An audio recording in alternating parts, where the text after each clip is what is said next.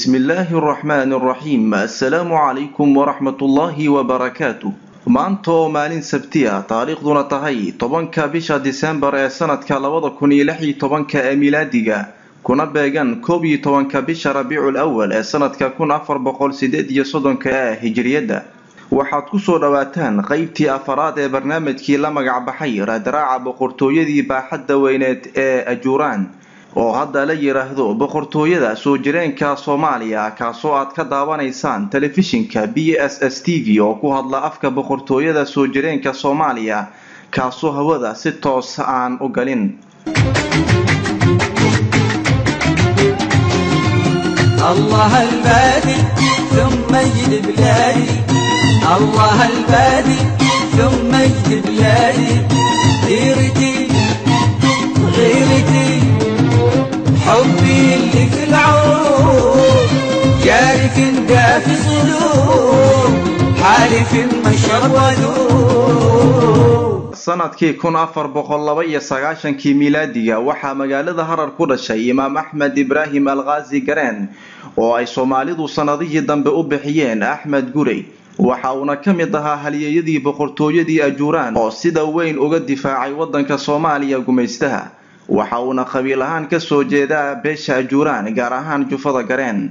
Axmed Gareen oo ay Soomaalidu hadda u yaqaanaan Axmed Gurey ayaa waxa uu wax ku bartay magaalooyinka Harar iyo Zaylac oo ka mid ahayd xarumihii ugu waaweynaa caalamka ee laga baran jiray cilmiga. الله الله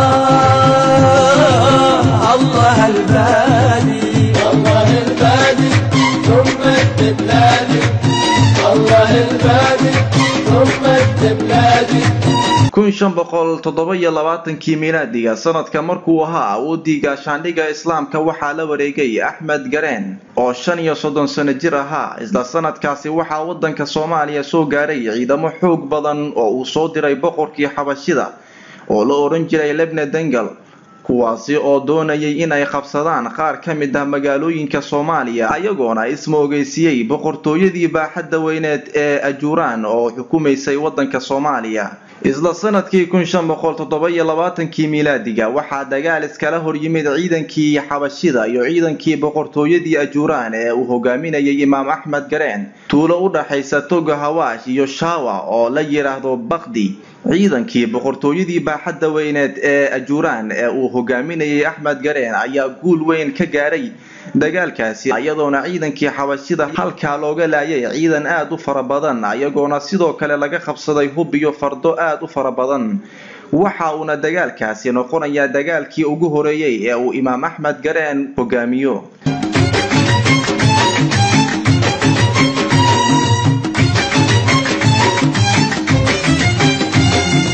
sanadkii 1529 miilaadiga waxaa dhacay dagaalkii Shimbira Kore. waxa uu dagaalkani ahaa dagaal aad u ballaaran oo wax badan ka bedelay jawigii ay ku sugnaayeen Amxaarta. waxa uu dagaalkani ka dhacay meel buuraley ah oo lagu magacaabo Shimbira Kore oo 80 kiiloomitir u jirta caasimadda Itoobiya ee Addis Ababa. dagaalkani ayaa waxa isaga hor yimid ciidanka Xabashida ee ka amar qaadanayay boqorkii Lebne Dengal oo tira ahaan gaarayay 16,000 oo ciidan fardooley ah iyo 200,000 oo ciidanka lugta ah iyo ciidankii boqortooyadii Ajuuraan oo ayagana u qaybsanaa 3 qaybood oo kala ah bidix, midig iyo dhexda iyo ciidamo fardooley ah ee uu horjooga ka ahaa Imaam Axmed Gareen oo ay hadda Soomaalidu u yaqaanaan Axmed Gurey. dagaalkaasi ayaa khasaare badan ka soo gaaray ciidankii Xabashida ee uu hogaaminayay Lebne Dengal waxaana halka ciidanka Xabashida looga laayay 10,000 oo ciidan iyo 114 oo wadaadadoodii ka mid ah.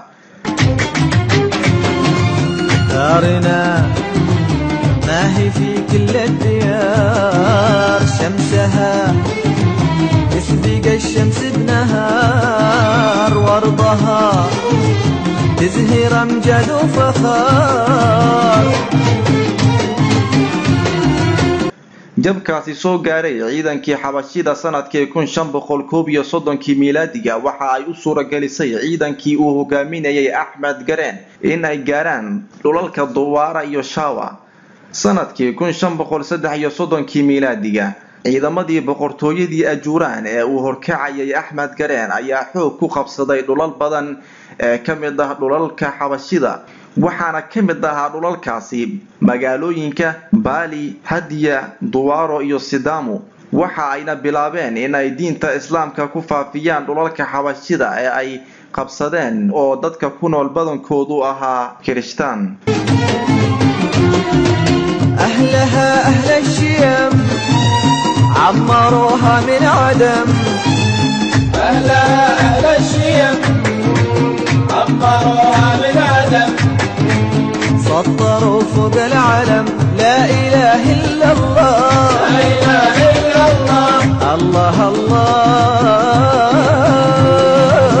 الله البادي. sanadkii 1534 miilaadiga ciidankii uu hogaaminayay Imaam Axmed Gareen ayaa waxa ay si rasmi ah gacanta ugu dhigeen gobollo badan oo ka tirsan dhulalka xabashida waxaana ka mid ahaa gobolladaasi Amhara, Laasta, Hadiya iyo Gurage. waxa uuna howlgalkaani noqonayaa howlgalladii ay sida weyn ugu guuleysteen ciidankii boqortooyadii ajuuraan ee uu hogaaminayay Axmed Gareen.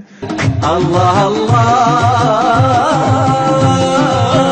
الله البادي.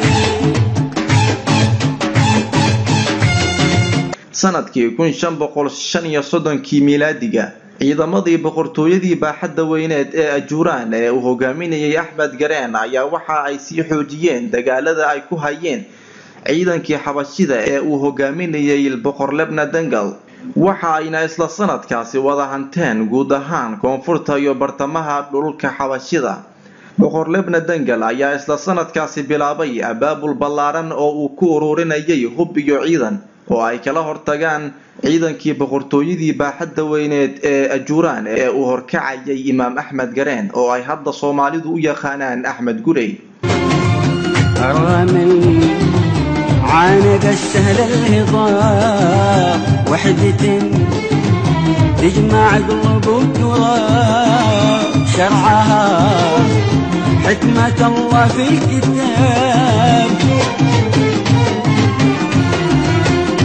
isla sanadkii 1535 miilaadiga boqorkii xabashida ee Lebna Dangal ayaa waxa uu caawinaad militariya ka dalbaday boqortooyadii Boortaqiiska oo ayadana dagaal kula jirtay ciidankii boqortooyadii baaxadda weyneed ee ajuuraan oo u dub xiratay sidii ay wadanka Soomaaliya uga difaaci lahayd hagardaamada gumaystaha uu la damacsanaa wadankoodii.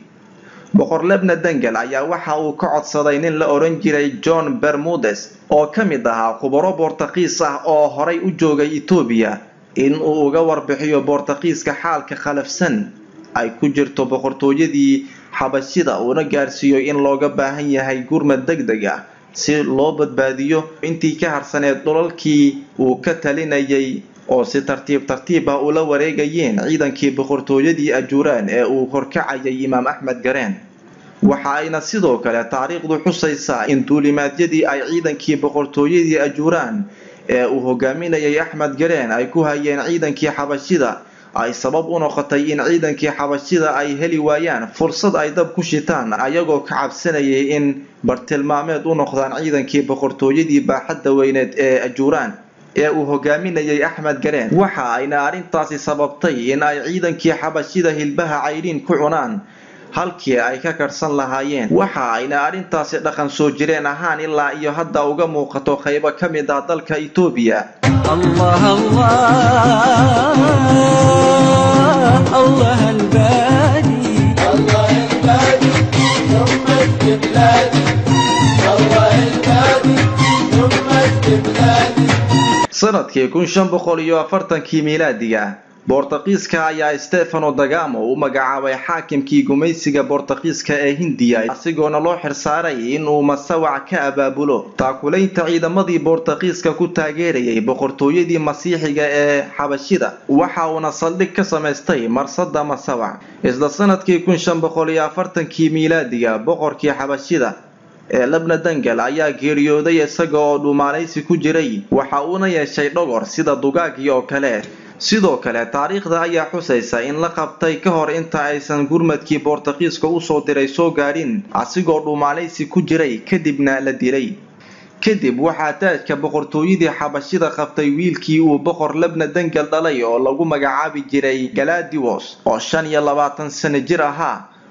أهلها أهل الشيم عمروها بلاداً سطروا فوق العلم لا إله إلا الله لا إله إلا الله. sanadkii 1541 miilaadiga waxaa marsada masawac ka soo degay ciidankii uu Boortaqiisku u soo diray in ay caawiyaan ciidankii xabashida, waxaana hogaaminayay Christopher da Gama oo ahaa wiil u dhalay badmareenkii weynaa ee Vasco da Gama. waxa ayna ciidankaasi gaarayeen ilaa iyo 4,000 oo ciidan ah. goortii ciidamadii Boortaqiiska ay dalkii xabashida soo gaareen ayaa waxa ay la kulmeen boqorkii Labna Dangal oo geeriyooday, xilkii boqortooyadana uu la wareegay wiilkiisii Galadios. boqorkii xabashida ee Galadios ayaa waxa uu markiisii bilaabay in uu isu soo dumo ciidamadii uu aabihiisii ka dhintay, kuwaas oo ku kala firxaday dagaalkii ay isaga hor yimaadeen ciidankii boqortooyadii baaxadda weyneed ee Ajuuraan ee uu hoggaanka u hayay Imaam Axmed Gareen.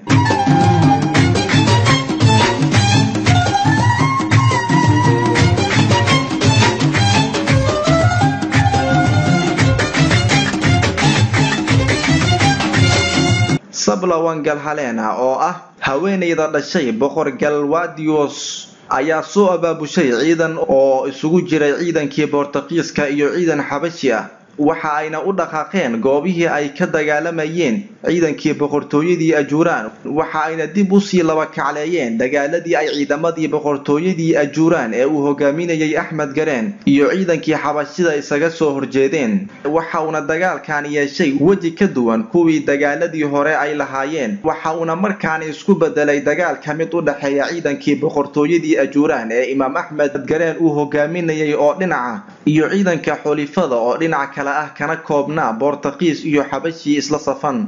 iska horimaadkii ugu horeeyay oo isaga hor imaadeen ciidankii boqortooyadii Ajuuraan ee Imaam Axmed uu hogaaminayay iyo ciidamadii xabashida oo ay xoojinayeen ciidamadii Boortaqiiska oo ay hogaaminaysay Sabla Wangal, waxa uu ka dhacay meesha la yiraahdo Ansa ee u dhaxaysa Ambalaaji iyo waadiga Ashangi.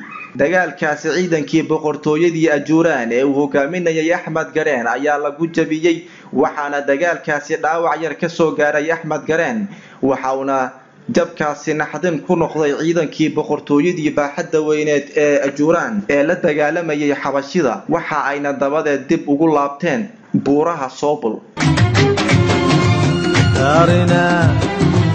ما هي في كل الديار شمسها تسبق الشمس بنهار وارضها تزهر امجد وفخار. dowladii Cuthmaaniyiinta oo xilligaasi uu boqorka ka ahaa boqor Suleymaankii koowaad ayaa maqashay jabkii loo geystay ciidankii boqortooyadii baaxadda weyneed ee Ajuuraan ee uu hogaaminayay Axmed Gareen, waxa ayna u soo dirtay madaafiic iyo ciidamo taageero ah. Imaam Axmed Gareen ayaa waxa uu dib u adkeeyay ciidankii uu hogaaminayay, waxa uuna mar kale qaaday weerar la isaga hor yimid dooxada Wofa, halkaasoo hogaamiyihii ciidankii Boortaqiiska Christopher da Gama lagu go'doomiyay kooxdiisii.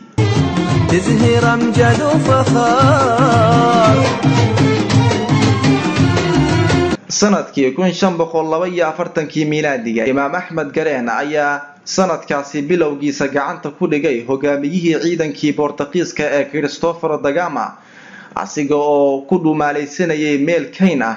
waxa ayna doonayeen ciidankii boqortooyadii Ajuuraan ee uu Imaam Axmed Gareen u watay in ay badbaadiyaan, waxa ayna ka dalbadeen in uu daaweeyo dhaawaca soo gaaray boqortooyadii Ajuuraan oo ahayd boqortooyo ku dhaqanta diinta Islaamka. laakiin Christopher da Gama ayaa ka diiday, waxa uu sheegay in uusan Soomaaliya u imaanin in uu caawiyo dad muslimiin ah, laakiin uu sheegay inuu Soomaaliya u yimaaday sidii uu u gumaadi lahaa ummadda Islaamka. waxayna taasi keentay in Christopher da Gama lagu dilo dhagax ilaa uu ka baqtiyay. dhacdadaasi ayaa niyad jab ku noqotay boqor Galadios iyo ciidankiisii xabashida iyo ciidankii Boortaqiiska, waxa ayna kor u qaaday niyadii ciidankii boqortooyadii baaxadda weyneed ee Ajuuraan. أهلها أهل الشيم عمروها من عدم isla sanadkii 1542 miilaadiga bishii Oktoobar boqor Galwadios isaga oo kaashanaya ciidamada Boortaqiiska ayaa waxa u suurta gashay in ay xilli habeenimo ah weerar gaadma ah ku qaadaan ciidamada boqortooyadii Ajuuraan ee ku sugnaa Ambalaaji weerarkaasi ayaa waxa uu sababay in Imaam Axmed Gurey uu ku dhaawacmo أهلا أهل الشيم عمروها من عدم سطروا فوق العلم لا إله إلا الله لا إله إلا الله sanadka markuu ahaa 1543 miilaadiga 22 bishii labaad ayuu Imaam Axmed Ibraahim Al-Ghazi Gareen u dhintay dhaawac ka soo gaaray weerarkii gaadmada ahaa ee habeennimadii loogu soo qaaday Ambalaaji الله الله الله البادي الله البادي ثم استبلادي الله البادي ثم استبلادي حبي اللي في العروق جاري في الجاف الصدور حارف المشودور ugu dambeyntii waxaa xusid mudan in taariikhdan laga soo aruuriyay kaydka qoyska reer boqor ee Aala Sheekh fasaxasna uu bixiyay boqorka boqortooyada soo jireenka Soomaaliya boqor Mayo Xuseen Abow Aala Sheekh الله الله الله الباري